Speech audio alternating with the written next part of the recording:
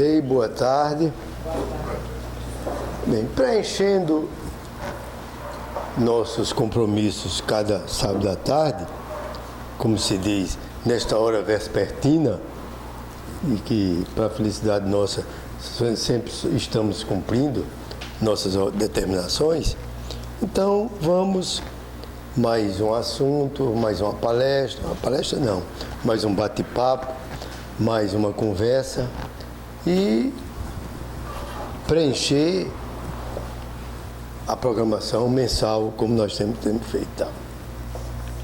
O título é muito simples, um pouco sobre a nossa filosofia, a filosofia teosófica, e depois entraremos também em pouco tempo sobre um dos assuntos da própria teosofia, que pertence à constituição do homem, chamada o duplo etérico.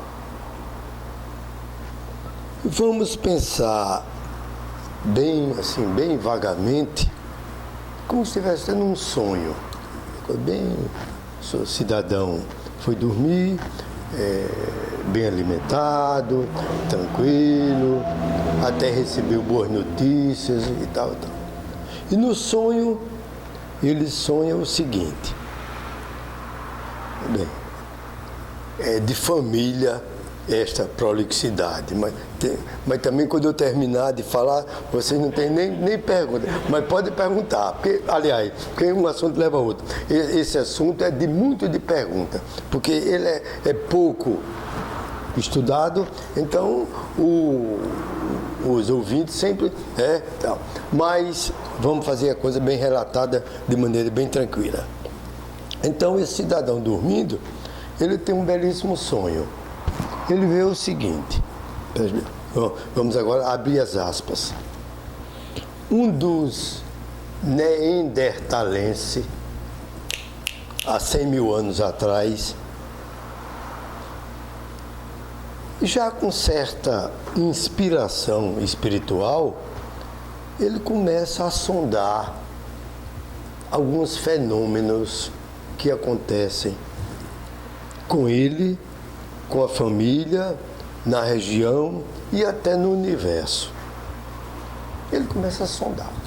Aí vê relâmpagos, trovões, raios, muita chuva, outro tempo, muita seca. Ele mora na beira da praia, de 6 em 6 horas, maré alta, maré baixa. Bem, e procura concatenar todos esses fenômenos. Claro que ele não vai anotar, porque ele não tem papel lá, mas mentalmente ele vai.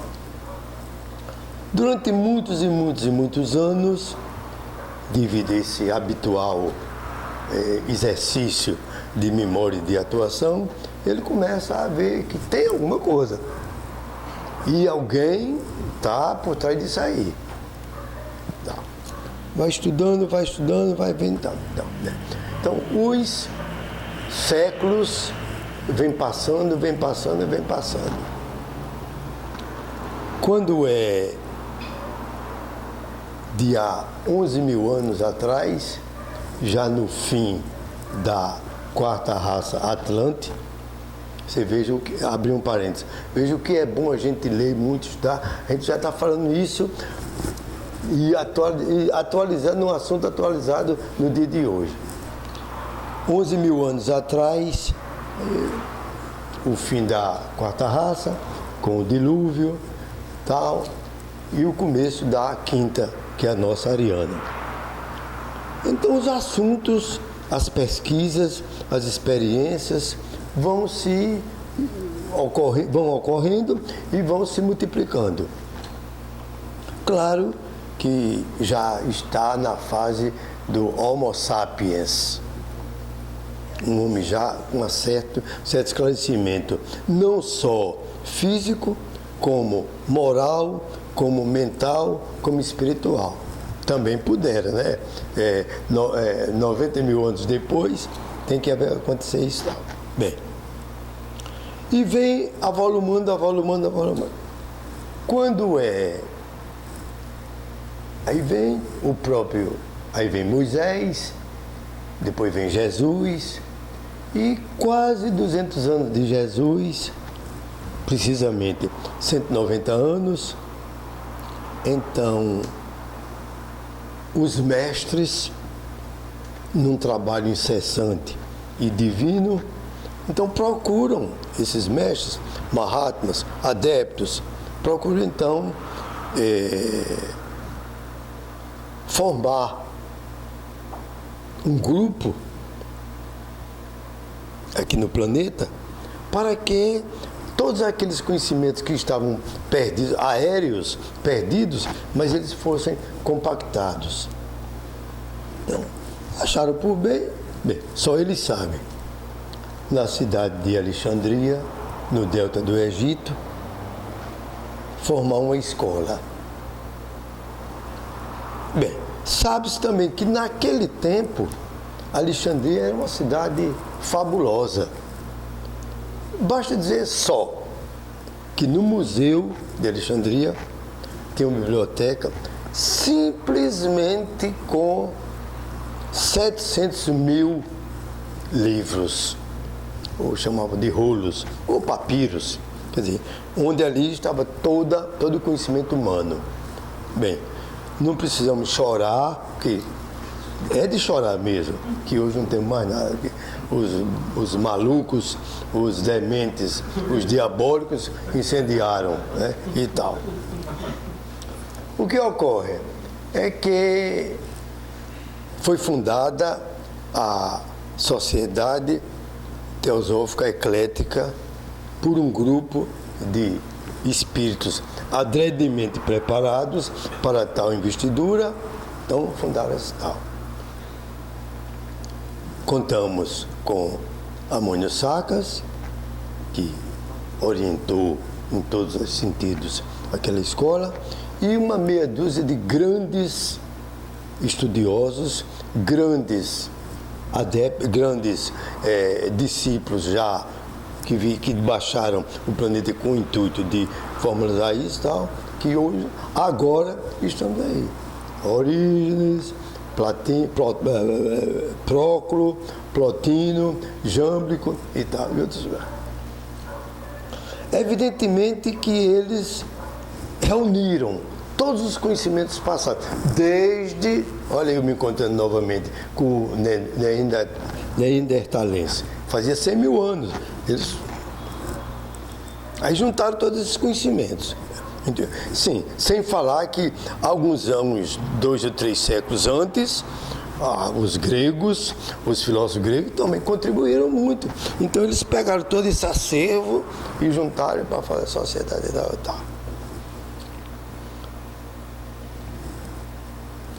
Precisamos dar um nome a esse estudo, a esse grupo, a essa sociedade, a esse conjunto aqui de estudiosos. Já existia, séculos antes, em toda a Europa, os filósofos. Filo mais Sofia. Filo, amigo ou amante, e Sofia, sabedoria. Muito bem. E esse é o que existia. Porém, esse grupo do Amônio Saccas eram simpatizantes da sabedoria. Aí eram os filaletos. Muito bem.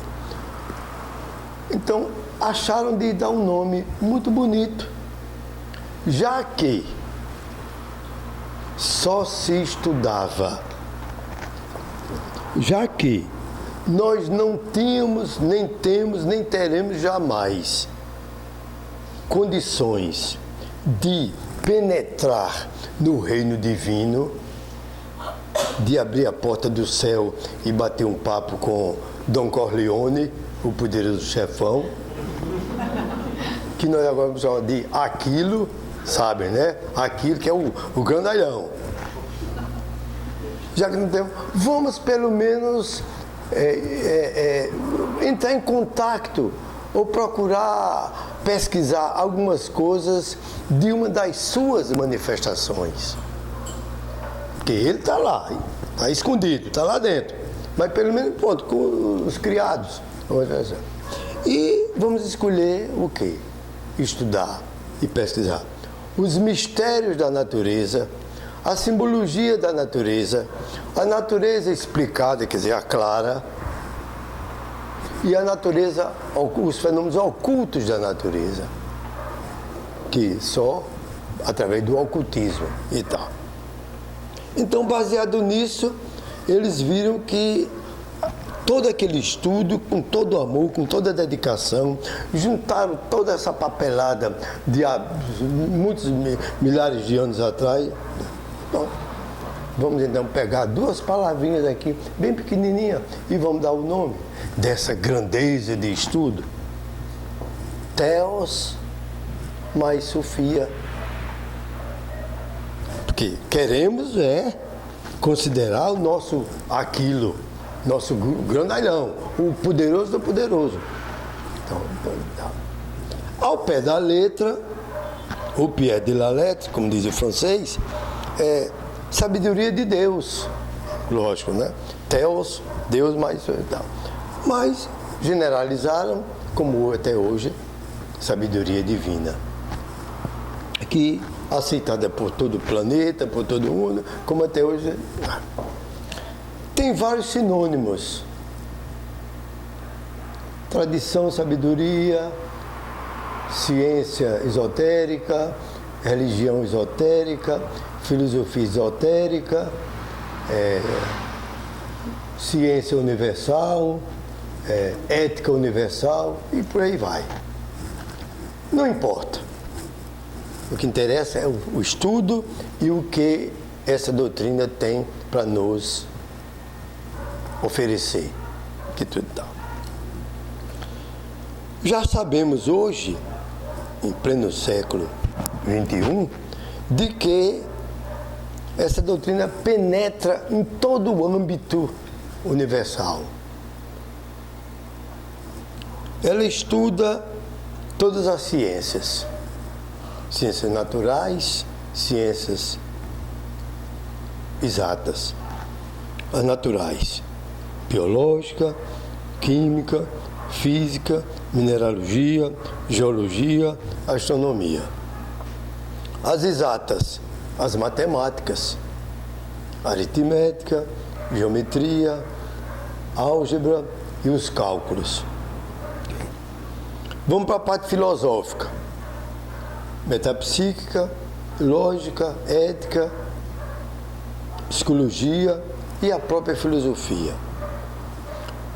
Na religião, aí merece alguma consideração, uma espécie de entre parênteses.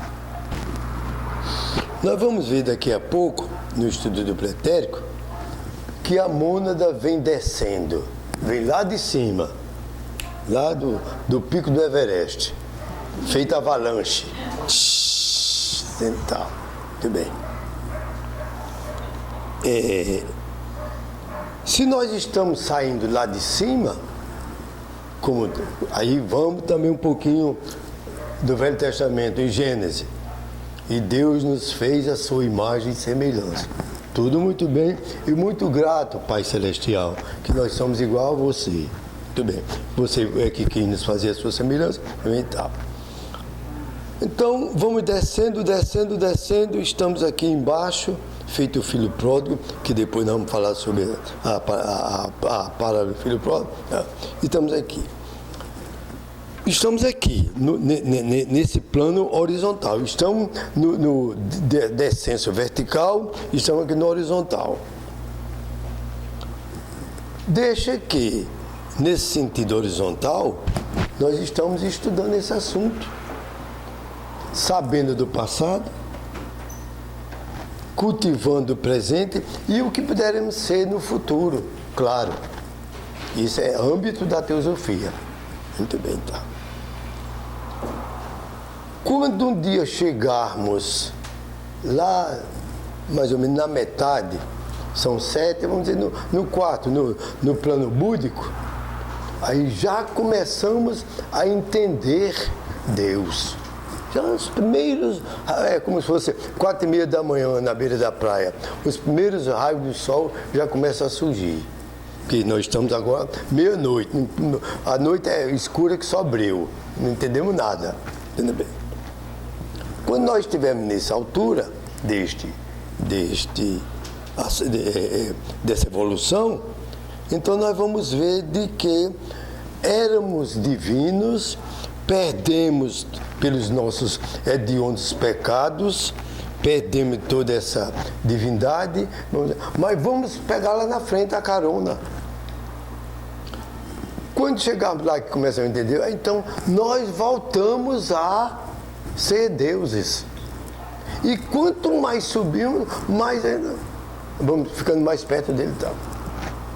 Nessa situação, digamos, já na ascensão, já no plano búdico, ou melhor ainda no átmico, que é o quinto, então, em voltando a conhecer, a sermos divinos, nós vamos voltar a nós vamos aí nos religar a Deus. Nós éramos, perdemos e voltamos. Vamos encontrar nosso chefe novamente e tal. Então, daí o nome da palavra, religião, religare.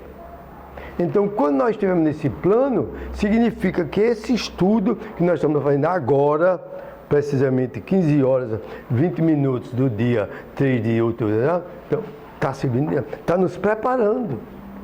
Então, esse assunto, por isso que, de maneira filosófica, o espiritismo e a teosofia são religiões, no sentido filosófico. Agora, não tem nada a ver de porcaria de dogmatismo, de católico e protestante, não tem nada a ver com aquela ceboseira. Aquilo é ceboseira, não vale nada. O nosso assunto é eminentemente filosófico. Então, nós vamos botar ligar e tal. A teosofia também, porque eu já venho há muitos anos já comentando isso, eminentemente também tem a yoga. Todos nós sabemos que é o universo, né? Está aí a Índia toda, do norte ao sul, do leste da Índia, há milênios. Inclusive, é tão evoluído que todo dia, nós estivemos lá em 88, eles diziam, todo dia que tem um santo, todo dia que tem um santo, e tal. Muito bem. Aí, ó. O governo interno do mundo, quer dizer, a hierarquia espiritual do planeta, do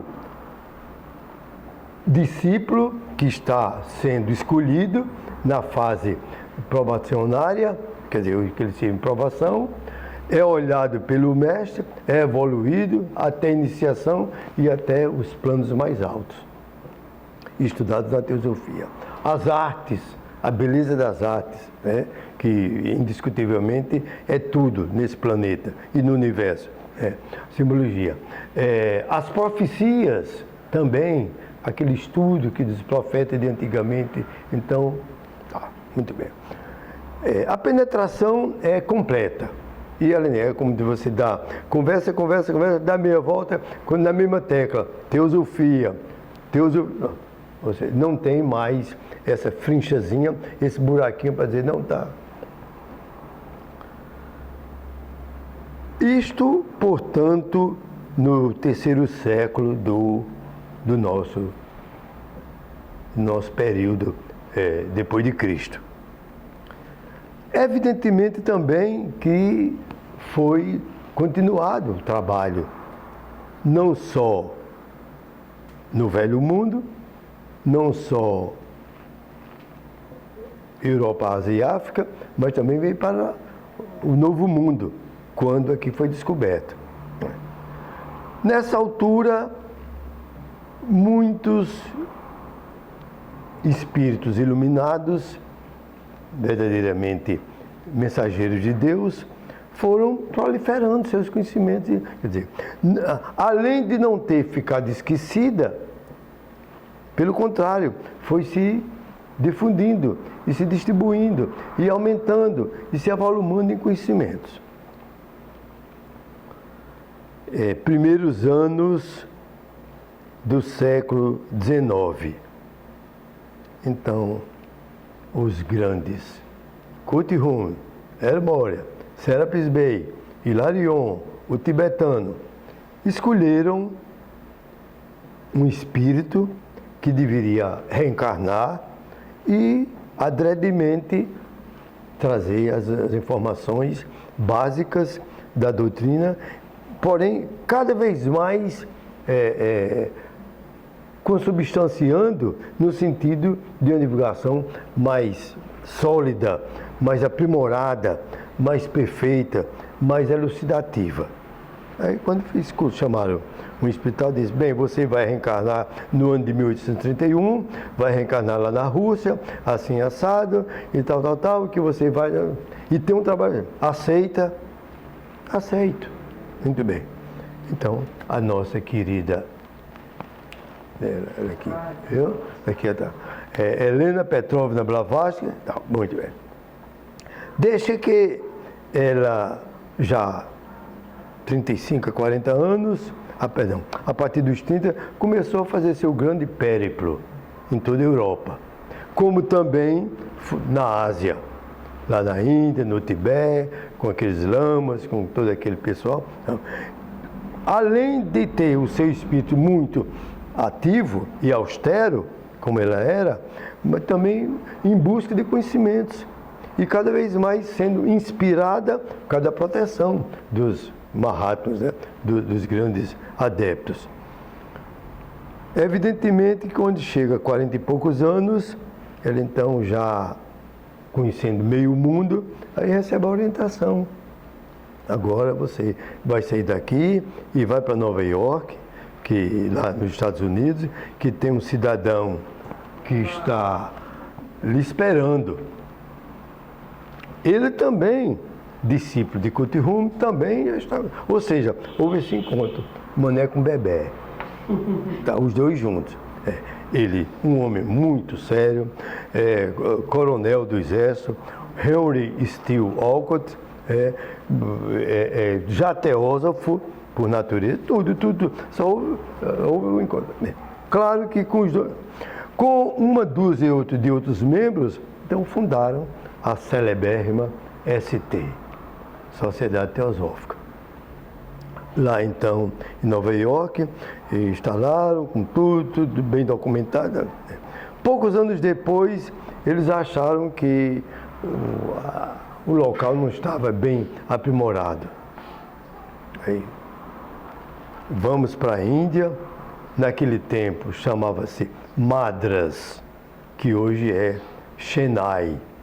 E num dos bairros chamado Adyar, A-D-Y-A-R, que ainda hoje, agora, está lá presente. Virou como que a Caaba de Meca para os muçulmanos. Quer dizer, milhares e milhares e milhares da cidade, do país e do mundo todo começaram a visitar e tal. Aí foram surgindo grandes teósofos, foram se burilando cada vez mais e tal. Então, muitos até conviveram diretamente com a nossa querida Helena Blavatsky, a Upasika, né? Que era conhecida, era o apelido dela na intimidade. E tal. Claro que ela trabalhou muito, exerceu com muito amor, com muito carinho. Então, naquele tempo já muitos já estavam orientados e que ofereceram muito serviço, muita prestação de serviço à própria sociedade.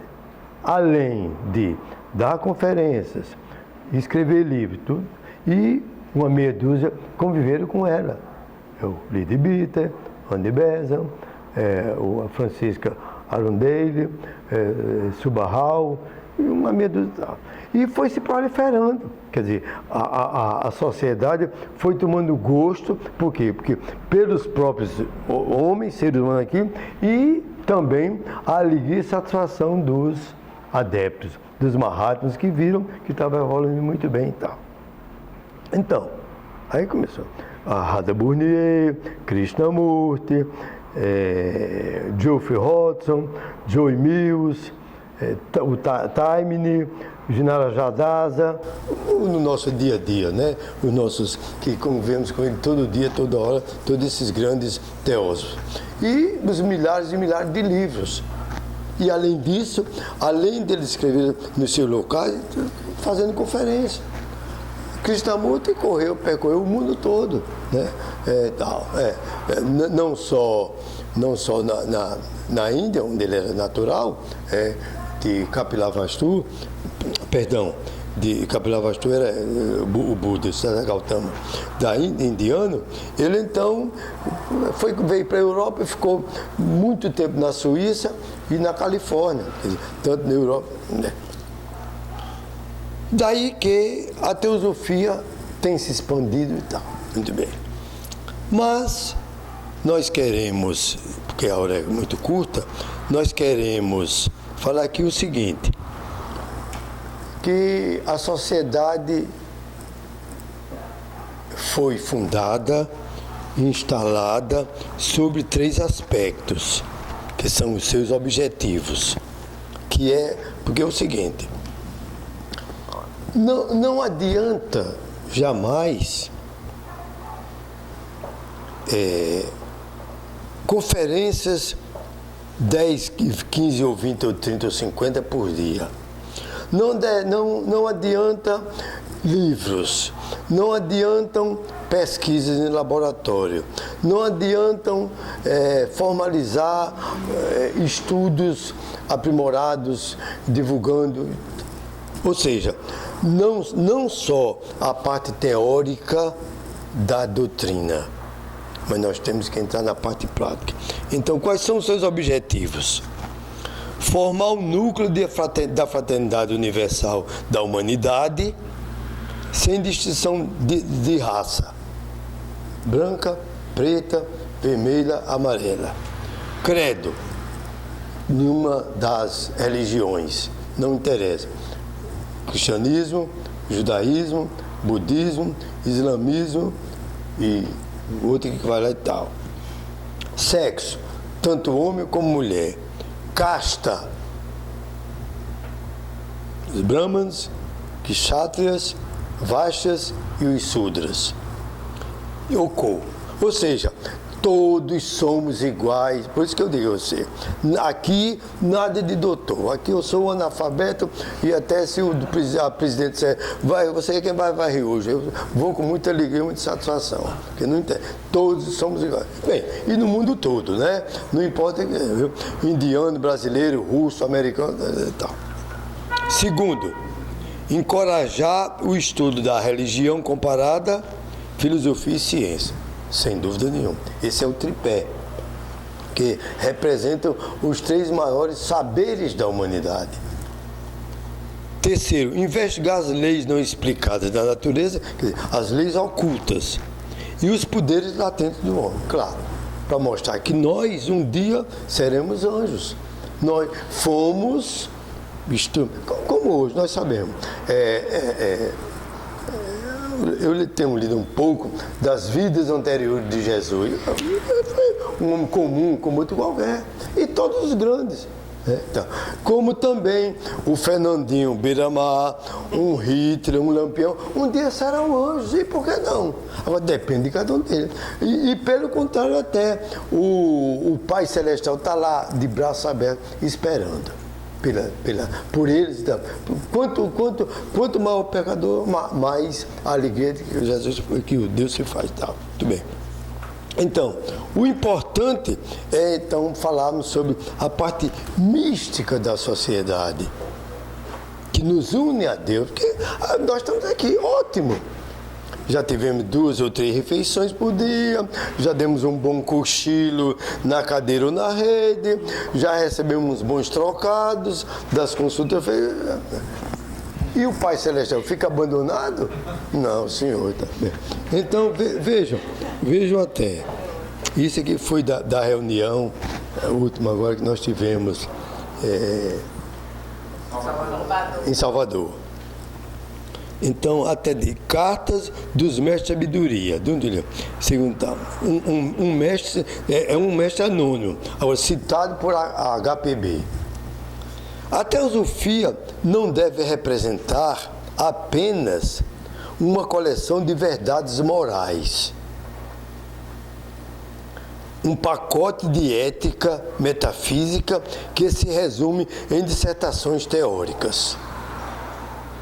A teosofia deve ser transformada em algo prático e precisa, portanto, ser libertada das discussões inúteis. Muito bem. Ela deve ter sua expressão objetiva em um código de vida que abarque tudo, plenamente impregnado por seu espírito, o espírito de tolerância mútua, caridade e amor. Bem, muito bem. Ou seja, aí vem coroar o objetivo, não só de conhecimentos. Então, ele, com todas as coisas da filosofia, nós vamos desenvolvendo esses poderes latentes. Nós somos deuses em potencial. Apenas estamos aqui na peia todo dia, porque ainda não conhecemos a verdade. Porque no dia que conhecemos a verdade, ela nos libertará. Tem um recado aqui também que eu não quero deixar de dar. Sobre verdade, né? Que é uma dos objetivos da teosofia, a verdade, pregar a verdade e tal.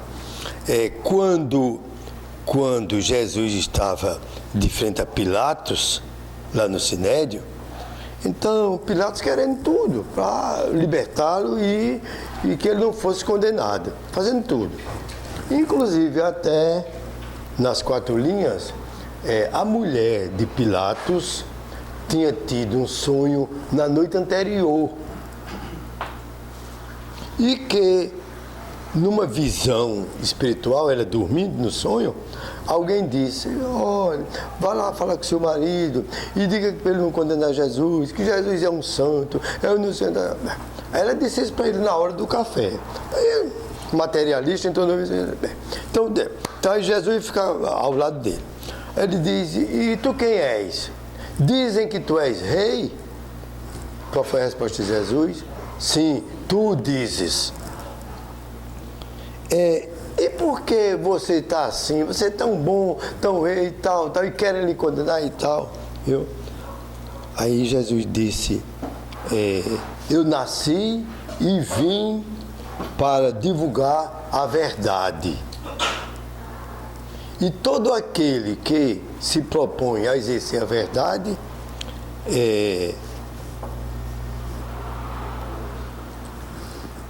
conhece a minha voz. Pausa para meditação.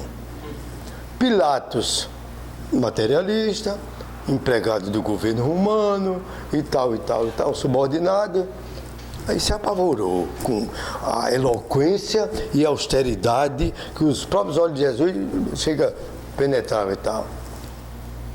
Aí ele disse: e o que é a verdade? Fazem 2015 anos que essa resposta está ecoando no universo, que Jesus não respondeu. Por quê? Porque a verdade é tudo. Quer dizer, se Jesus fosse responder, ainda estava falando. Estão entendendo? Ainda estava falando, porque a verdade é tudo no universo. Tá? Daí que, aí, eu, pensando bem, então a teosofia pegou de carona e está botando nos seus postulados. A verdade está comigo, eu vou defender. É como quem, né? Quem engrandecer, com razão e tal. Bem, e a fraternidade é isso, meu irmão. Não é só isso aqui é bonito, é lindo, mas não constrói nada. Bem, deixa eu também, senão não dou meu recado direito e tal. Nós estamos, porque uma coisa leva a outra, nós estamos naquela fase do pecado ainda. Sendo que o quê? Não, pode falar. Sendo que estamos aqui na fase do pecado, muito bem. Porém, precisamos saber de onde estamos vindo, o que somos e para onde iremos. É isso que nós estamos em busca. Não é todo sábado, não é por acaso, que a gente vem todo sábado aqui não, e tem na nossa Bíblia um pouquinho a parábola do filho pródigo. Jesus estava com seus discípulos e a multidão. E falando daquela maneira muito linda, muito divina e tal, como só ia acontecer com ele. Então, quando ele terminou, alguém disse: mestre, o que é que eu devo fazer para ganhar a vida eterna? Que geralmente ele fazia essas perguntas, com exceção dos apóstolos, ali da multidão, para testar o que ele chatear e tal. Aí Jesus, silêncio ali e tal, olhou para ele e tudo, disse: ó, o reino dos céus é como um velho que tem 2 filhos, um mais velho e um mais novo. O filho mais novo chegou ao velho num determinado dia e disse: meu pai, eu estou cansado de estar aqui, quero ir embora, quero a sua bênção e a metade, porque tem outro irmão, né? A metade da minha herança. O velho não se fez de rogado. A bênção aqui, papapá, o que tem. O menino no dia seguinte bateu asa e voou. Aí foi ganhar mundo. Enquanto tinha dinheiro, gastava muito com os falsos amigos, bebedeira, mulheres, e vida profana. Até que um determinado dia, zerou. Sem emprego, sem dinheiro, tal. Aí começou a procurar emprego e com fome e tal. Aí, como não há vaga, não tem a vaga, não tem emprego, até um dia. E ele foi baixando de vibração de emprego, até que encontrou uma para tratar dos porcos de um determinado senhor. E chegou ao ponto de que, veja, a degradação humana. Bem, claro, isso faz parte da parábola, que faz parte porque como parábola é comparação, é simbólica, mas nos dá, como a lei explicada, a interpretação. Chegou até a comer o resto dos alimentos dos porcos. Ora, a comida igual dos porcos já não é boa, quanto mais o resto. Aí um dia ele acorda, quer dizer, acorda em todos os sentidos. Mas rapaz, não é possível. Não dá para entender. Os servos do meu pai estão lá, muito bem aquinhoados, tem uma casinha pronta, a comida toda hora, isso assim, tudo. E eu, filho do velho, aqui nessa desgraça. Não é possível. Não. Então, eu devo me arrepender, vou voltar para casa e vou então pedir ao meu pai que me perdoe, assim, e me volta a aceitar. Bem, é uma fala. Do lado de cá, então, sabe-se de que, enquanto ele estava nesse sofrimento, nessa lamúria, o velho aperreado, chorando por dentro e tal. Já sei, meu filho está morto, os lobos vorazes já comeram meu filho está morto e não veio mais. Tal. Aí todo dia de tardezinha, saía de casa e ia tal. Mas vocês já leram as palavras, já tem conhecimento, não já? Olha, é uma grande lição de moral, viu? Moral e espiritual, sobretudo. Aí o velho, ia assim, tal, bem dando, para ver se o menino voltava. Aí quando ele terminava que não via nada, aí voltava chorando. Tal. Num determinado dia, aí surge a felicidade. Aí o velho começou a ver, lá distante, as árvores se mexendo, a relva e se mexendo, e como diz, a silhueta de alguém foi se aproximando, e ele foi vendo que era uma pessoa, era um ser humano. Até que um determinado ele e viu que era o filho dele. O velho. Aí diz a parábola, deu para ele um casaco, um anel e um par de sandálias. Vamos para os abraços, ambos chorando copiosamente e tal. Quando chega em casa, aí chama um dos seus empregados e diz: vai matar uma novilha, porque meu filho foi recuperado, está vivo, assim, e eu quero 3 dias de festa. Assim. Uma festa então. Na terceira noite, a última noite de festa, aí o filho mais velho estava viajando, aí chegou da viagem. E à medida que foi se aproximando, alguns quilômetros antes, tudo em silêncio, aí começou a ouvir uma zoadinha de música. Devia ter sido algum regional que estava lá e tal, tocando. Aí ao primeiro servo disse: o que está vendo aqui, rapaz? Que eu nunca vi isso aqui, o que há? Foi. Aí o pobre do servozinho, muito respeito, porque seu irmão mais novo, seu pai estava achando que ele estava morto, não sei o quê, e aí deu um anel, deu um par de sandália e um casaco e mandou matar uma ovelha. Diz a palavra novamente que ele ficou meio chateado. E foi até tomar satisfação com o velho. Meu pai, é assim, meu filho fez. Eu que vivo aqui com o senhor e tudo. Eu disse: não, meu filho, tenha calma. Você não sabe que tudo que é meu é seu? Aí diz: é porque seu irmão. Então, a grande lição moral e espiritual que termina a palavra diz isso: que no céu há mais festa pela conversão de um pecador do que pela alegria de 99 justos. Resumindo, no céu há mais festa pela reunião, pelo engrandecimento ou conversão de um Fernandinho Beira-Mar do que bate-papo com os anjos. Porque bate-papo com os anjos não resolve nada. O céu não ganhou nada. Estão entendendo, né? É porque bate-papo de anjo com anjo é anjo com anjo. Não, mas já um bandidão que vai. Então é isso para nós.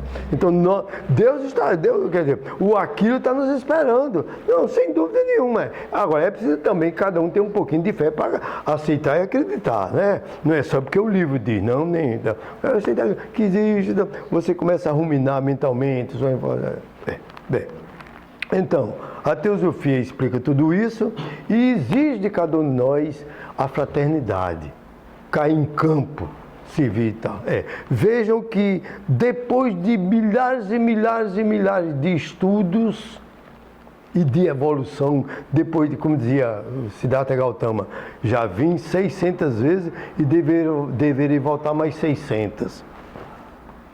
Não, tá, então, os bodhisattvas, eles estão, um bodhisattva, vamos dizer que está no 7º grau, na 7ª iniciação. Então, ele faz um trabalho belíssimo, espiritualmente falando, no planeta. Aí, num determinado dia, ele é convidado por seu mestre maior para receber uma láurea, ser condecorado. Tá? Isso, 8 horas da noite. Quando é de tardezinha, ele nota e ouve que distante no outro planeta, no outro continente, tem alguém sofrendo e até implorando por ele. Então, como o Bodhisattva tem o amor infinito já, que ele já se religou com Deus, né? Então o que acontece? Ele deixa e vai fazer aquela caridade. Muito bem. Uma das situações, eu vou mais rápido, uma das situações estudada pela teosofia é a construção do homem. Então, em linhas gerais, está lá o Aquilo, os logoi, né? Vocês sabem, né? Logo, 2, 3 ou 4 logoi, porque esse i em grego é o plural. não é logos, não, logoi. É como em Esperanto, o plural de Esperanto é J, quer dizer, uno, rundo, um cachorro, duo, rundoi, com J. Bem, deixa para lá. Então, sete, de cima para baixo, tem o Adi, tem o Anupadaka, tem o átmico, o búdico, o astral e o físico. Pronto.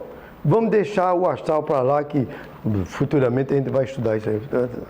Então, vou ficar com o físico. Sim, cada plano desse possui 7 subplanos. Ou seja, são 7 planos e 49 subplanos, claro. Então, vamos ao que nos interessa. Então, o corpo físico é dividido em 2 partes. O denso, 3 subplanos, e o etérico, os outros 4, para formar os 7, claro. Então, de pesado para mais delicado, tem o primeiro sólido, o segundo líquido, o terceiro gasoso. Então, esses 3 são os densos.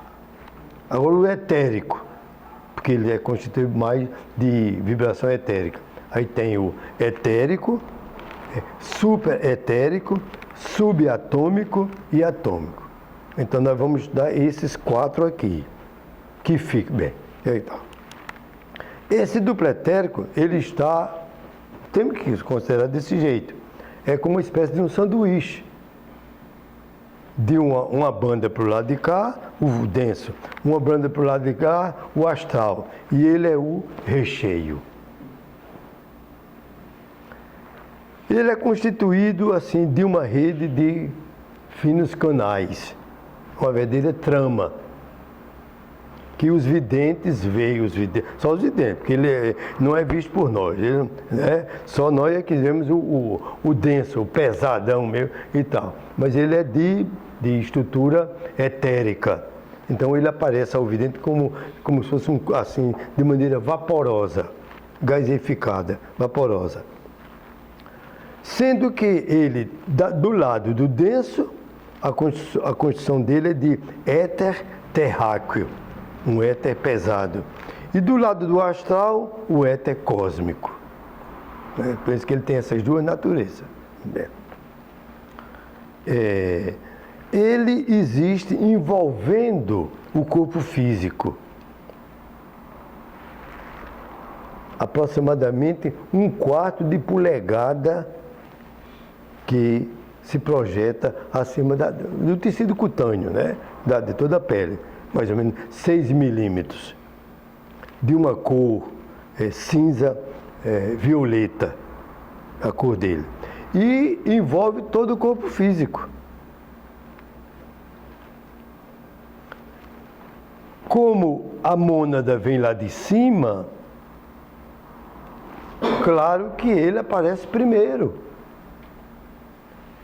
Búdico, mental, astral, duplo etérico e, por último, o denso, que é o físico propriamente dito. Então, devido a isso, ele ser pré-existente, ele pré-existe, então ele é quem vai modelar, vai moldar o corpo físico. Daí que cada um de nós, sim, ele tem todos os nossos órgãos, e de maneira até mais delicada, mais sutil. É uma energia, uma vibração muito mais diáfana. Já o físico já está dizendo, já é mais pesado. Então, devido a isso, todos nós temos 2 corações, 4 rins, 4 pulmões, 2 estômagos, porque nós temos o físico, que é o agora aqui, e tem o etérico, que está localizado nele. O duplo etérico é conhecido já há milhares de anos. Todos os iogues controlavam a respiração, e o estômago, o pulmão, tudo fazia até o coração parar e tudo tal. Agora, e é conhecido, os chineses, os assírios, os caldeus, os sumerianos, os japoneses, os hindus, todos já conheciam muito sobre o duplo etérico. Agora, é como que estivesse essa situação, eles não divulgavam, ninguém sabe por quê, é como se estivesse escondido. E agora, diga-se, depois o Espiritismo começou a estudar, depois de Kardec. Tem 150 anos e começou a estudar. Bem, claro que a teosofia então pega e explora de melhor maneira e tal. As funções do duplo etérico, sim, como vemos, ele é meio escondido. Então, aparentemente, não existe. Realmente, ele não tem inteligência nem tem consciência. Ele veio mais para ficar nesse intervalo, intermediando, porque ele é um órgão plástico, intermediando o quê? Tanto as vibrações pesadas do astral, aliás, até ainda do mental, né? Porque todos eles se interpenetram. Do mental, com os seus grandes e pesados pensamentos, que é a função do mental, os desejos e as emoções pesadas do astral, que é a função dele, aí vem, para não atingir o nosso corpo físico, então ele serve de barreira, é uma espécie de almofada, serve de barreira. Como também o inverso. Então ele está servindo. Daí, oh meu Deus do céu, a natureza nunca fez nada errado. Pelo contrário, tudo muito medido, pesado e contado nos mínimos detalhes. Tudo, se ela existe, se ela colocou ele na construção do ano, é porque tem importância e tal.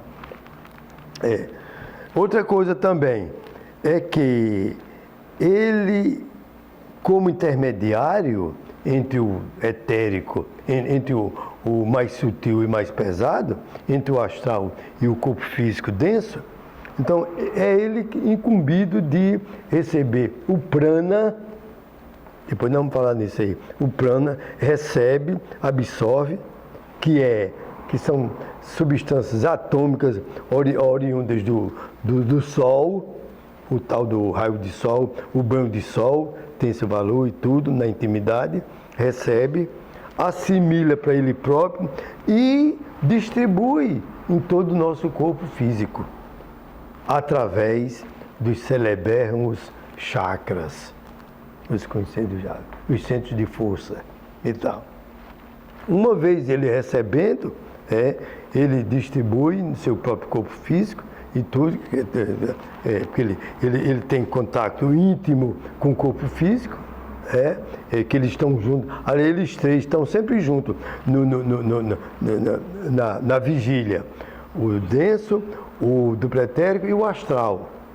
Agora, quando está se dormindo, é que sai, ele sai, eles dois vão passear. É como diz o Lady Bitter, toda noite nós morremos. Estamos dormindo e eles vão... Tá, muito bem. Então, o prana, que é essa força vital, ou chamada também vitalidade, que é essa essência que existe em todo o universo, alimentando tudo que existe, inanimado, animado, todas as coisas e tudo, e vai através do chakra, aí o chakra vai distribuindo em determinada região onde ele está localizado. Então, esse duplo etérico, ele não tem consciência. Ele pré-existe antes do nascimento, que eles vêm antes, como diz, o 3 toda a vida foi antes do 4, o 9 toda a vida foi antes do 10, quer dizer, quando chega o 10, o 9 já está lá há muito tempo sentado, como também o contrário, na morte. Primeiramente há a morte física, a morte cerebral, a morte cardíaca e tal. Bem, então pega-se aquele defunto e leva-se para o cemitério, ou então na cremação. Sabe-se que 36 horas depois de completamente morto, então ele vai se escafedendo, vai caindo fora. Pá, pá, pá, pá. O desligamento. Aí a magrela da morte vem, corta o cordão dourado, ali prateado, para desligar. E ele volta então para o plano cósmico, aí pelo meio do mundo. Então, sendo que é muito comum, e geralmente à noite, porque ele tem uma cor assim, fosforescente, os videntes verem o que eles chamam de fogo-fato no cemitério. É a saída do perispírito, perdão, do pretérico, que está saindo. Já houve a morte física, agora a morte do pretérito, e o espírito vai com o astral, para lá mais adiante, em outras encarnações, se for preciso. E tem essa função dele primordial de alimentar, que todos nós não podemos. Quem é que vive sem respirar? No máximo 2 minutos, porque essa inspiração é prana, ou vitalidade. Sabe-se até de que já tem havido alguns yogis intensos yogis, que vivem, passam 10, 12, 15 dias sem comer nada, só na inspiração. Porque sabe que o próprio oxigênio do ar tem prana e alimenta. Agora, você não pode viver com pouco prana, nem também exceder a quantidade. Com pouco, porque você entra em anemia, entra em fraqueza geral, e começa a aparecer algumas patologias, algumas doenças. Como também você não pode estar acumulando, porque realmente ele é uma bateria. Ele recebe o prana, o corpo físico recebe prana durante o dia, devido aos raios solares, e à noite, já que não tem, mas é como bateria de carro, né? É um acumulador. E já que de noite não tem, porque não tem sol, o sol está ausente, o fato é que também, sabes que, de um modo geral, as doenças aparecem e as mortes muito mais depois de meia-noite. Porque o indivíduo já tinha pouco durante o dia, recebeu muito pouco durante o dia, não chegou a uma quantidade tal. Aí à noite, até meia-noite, gasta, que houve gasto. Aí quando é de madrugada, ele está lá embaixo. Então tem que haver isso aí. Ou seja, que perante a teosofia, nós temos todos os conhecimentos. Porque ele tem sua finalidade. Ele é muito bom, ele não tem consciência, não tem inteligência, tá? Praticamente é meio morto. Mas ele tem essa finalidade é quem recebe. E quando recebe do sol, então vem para cá, para o baço, vem para a região esplênica, no dupletério, e depois então o baço, que fica no hipocôndrio esquerdo, é quem distribui. Outra coisa também, o dupletérico, ele interfere, o dupletérico, nessas tanto de coisas boas, como desses impulsos, essas vibrações pesadas que acontecem. De um lado, ele serve de intermediário, ele deixa para lá. Quando tem muitas feridas, e tal, vamos dizer, um acidente que a ferida no corpo físico, que poderia alterar o astral, epa, rapaz, vamos devagar, não vamos perturbar nosso vizinho não, para a gente. Então, é a finalidade. E claro que, como sendo um órgão da questão tem importância e valor. Todo bom teósofo sabe disso. Claro, né? Quanto mais para cima, demais. Ou seja, você dá muito mais valor a um senador ou um ministro do que a um vereador. Claro, né? A gente sabe disso. Tanto em conversa de bate-papo, como na responsabilidade de que tem que fazer. Tal. Mas ele tem o seu ponto de vista, e através dele tem um plano. E os chakras. Já está na hora, né? Vou encerrar. Tá. Eu nem tinha visto você fazer isso. Os chakras são órgãos, são chamados centros de força. O chakra em sânscrito é roda, porque eles são redondinhos, como se fossem pires e tal. Então são 7, né? O básico, de baixo para cima, o umbilical, que é o do plexo solar, o esplênico no baço, o laringeu, o cardíaco, o laringeu, o ágina, que é do terceiro olho, e o grandão, o coronário. Quando o indivíduo chega, já é santo, já está já está lá para cima e tal. Então, eles também recebem esse prana e distribuem em cada região. Então, para alimentando. Agora, não precisamos também estar exagerando, querendo desenvolver. Não. Com o tempo, muitas encarnações vão de pouquinho. E vamos estudar nossa teosofia, que é muito importante, na paz e no amor de nosso Senhor Jesus Cristo. Amém. Pode, professora, diretora. Pode. Não, tá. Namastê.